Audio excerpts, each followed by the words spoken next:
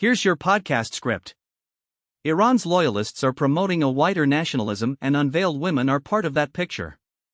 That's the headline from a New York Times report by Erica Solomon and Sanam Mahfouzi, and it gets at something genuinely striking happening inside Iran right now.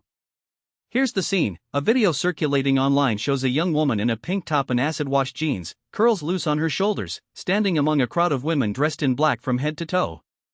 She's speaking to a pro-government filmmaker, saying that before the United States and Israel attacked Iran in February, she was no supporter of the Islamic Republic.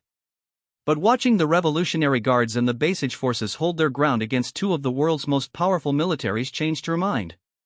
Whether the testimony is genuine, staged, or somewhere in between, the video is part of a deliberate and coordinated message. Iran's government, having survived the war and now sitting at the table in peace talks, is feeling emboldened.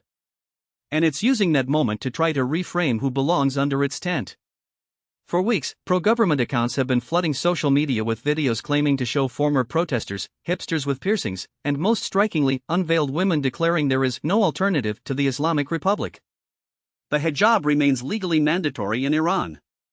Women can still be arrested or whipped for not wearing one. Just last week, a singer was sentenced to 74 lashes for performing Unveiled at a concert in 2024. And yet, unveiled women are now appearing in state-backed media for what analysts say is the first time. Oman Mamarian, an Iran analyst at the think tank Dawn, puts it plainly: for decades, the mandatory hijab was one of the deepest fault lines between the government and its opponents. Now, loyalists are willing to look past that divide when it comes to those standing with them against the war. The fault line, he says, has shifted. This is a sharp departure from the imagery of the 1980s Iran-Iraq War, when veiled women symbolized piety and revolutionary sacrifice.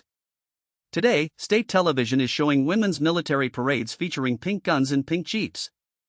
Unveiled women are appearing at pro-government rallies. And some loyalists are framing their presence as a sign of national reconciliation, though critics aren't buying it.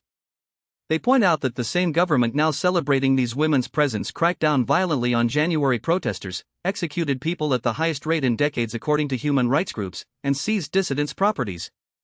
Some Iranians told the Times that attendance at those rallies was sometimes incentivized with free meals and cash, claims that couldn't be independently verified.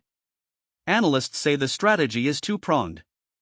The government wants to project broad-based support to the outside world, but it also wants to demoralize those who protested against it, sending a message that protesters are increasingly isolated while others are rallying around the flag. And Iranian society, by most accounts, is more fragmented than ever, split not just along pro- and anti-government lines, but within those camps too, over whether the war should continue or end in a deal. The Islamic Republic's bet is that nationalism can paper over those fractures. Whether it can is the question hanging over Iran's next chapter. That's the story: Iran's government betting that surviving the war buys it a new kind of legitimacy, one wide enough to include the very women it once arrested for showing their hair.